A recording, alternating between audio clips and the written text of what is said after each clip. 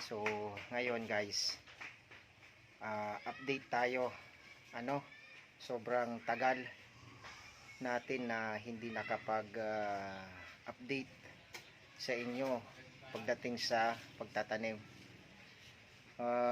Dahil sa sobrang busy natin sa trabaho guys, kaya hindi tayo nakapagtanim na muli.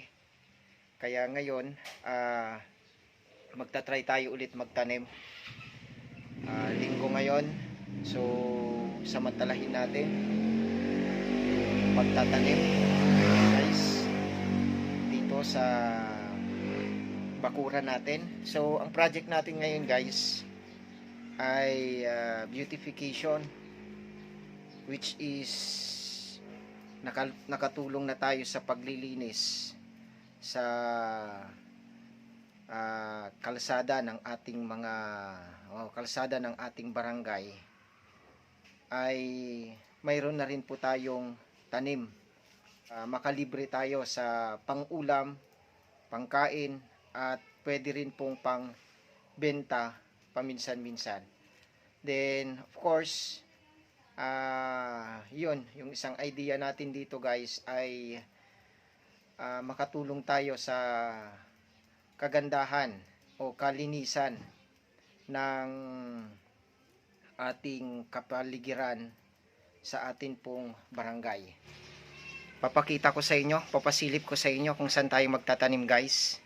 Sa mga hindi pa po naka-subscribe sa aking channel, subscribe na kayo. Paki-click na rin po yung notification bell para lagi po kayong ma-update sa mga video na ating gagawin. So, yun, abangan nyo lang po yung ating gagawin. So, ngayon, land preparation tayo. Binubungkal pa lang natin yung pagtatamnan natin and nililinis pa rin natin. So, yung pagtatamnan natin ngayon guys ay hindi na yung kagaya dati na sobrang luwang. Ngayon, dito na lang po sa malapit dito sa ating bahay.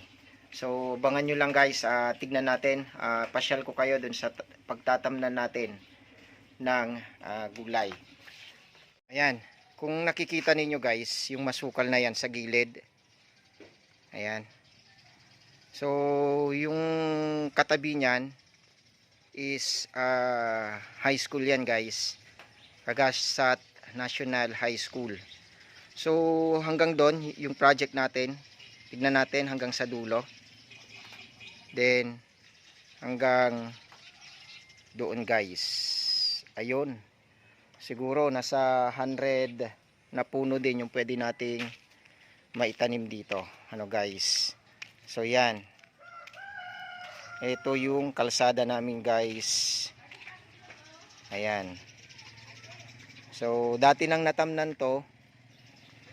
Kaya lang napabayaan guys.